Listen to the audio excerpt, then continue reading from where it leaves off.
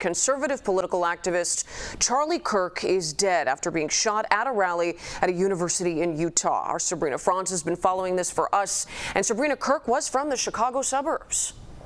Marie, he was best known as the co-founder of Turning Point USA, a conservative nonprofit that focused on engaging college and high school students, and he was doing just that at that university when he was shot and killed earlier today. He leaves behind a wife and 2 young children. Now, here's a look at Kirk just moments before the shooting, passing out hats with the number 47 on it, of course, a nod to his support of President Trump there. He was sitting under a tent, as we mentioned, taking questions from the crowd. We will not be showing the actual shooting, of course, but it was under that tent when he was hit in the neck. Police did take a suspect into custody, but that person has since been released. Witnesses ran from the scene in the aftermath.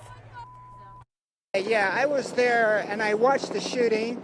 It looked like that he got hit. A direct shot right to the heart. As soon as he was hit, he fell backwards, went to the side.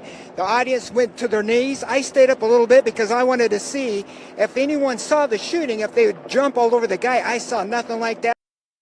Now, moments ago, President Trump said this on Truth Social: the great and even legendary Charlie Kirk is dead. No one understands or had the heart of the youth of the United States of America better than Charlie. He was loved and admired by all, especially me, and now he is no longer with us. The president continues, Melania and my sympathies go out to his beautiful wife, Erica, and family. Charlie, we love you. Now, Kirk is an Arlington Heights native. While in the Chicagoland area, he met Gary Rabine, a friend and financial supporter of Kirk's. He spoke to us briefly over the phone.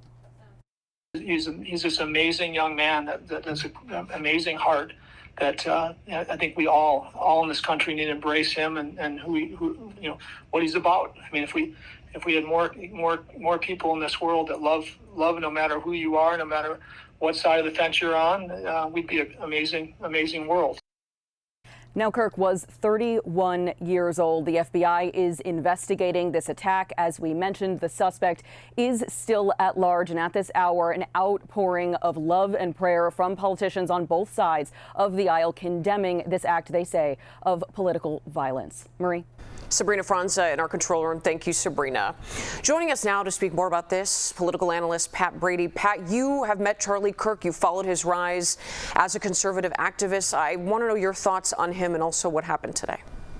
Well, it's just horrible. It's not like this is isolated, right? We had shootings, Gabby Gifford, Steve Scalise, now Charlie Kirk. I mean, there needs to be a real debate here on how we talk to one another. The democracy is at risk if we can't talk and we think that shooting someone is the answer. But yeah, your previous Gary Rabine, I know, was very close with Charlie Kirk, one of his big financial supporters, and knew him probably better than anybody. I watched him more from a distance, but I didn't necessarily agree with everything he said, but I gave him a ton of credit for doing what he did, attracting young people to the conservative movement. He's a very effective speaker, and even that rally today, which is something he typically does, it's, prove me wrong. Let's have a debate. Let's have a discussion. I just don't understand why anybody would think that shooting him is going to solve anything or make the discussion more meaningful. This is just really a tragic day.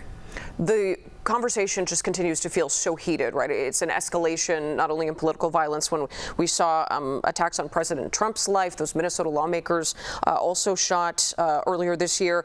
I would think this might lead to more people thinking twice about having events like this in a large public space and maybe looking at their own personal security.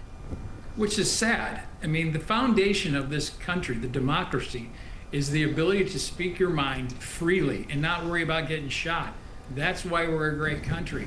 If we're going to have to lock everything up, that just hinders, people's ability to express their opinions. But I think what I've seen here on social media, Marie, in the last 2 hours, the vitriol coming from the left, it's disgusting.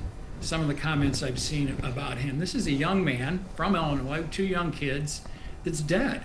And all he was trying to do is advocate for his beliefs. I mean, that's really a sad day for America. And I hope that this starts, beyond thoughts and prayers, starts a real dialogue in this country. We need to knock it back a notch. And you can't define your political opponent as evil, because once you define them as evil in your warped mind, you might justify doing what you did, like this guy did today. We'll have to see if this incident changes any hearts and minds and conversations. Political analyst Pat Brady, we appreciate you being with us. Thanks, Marie.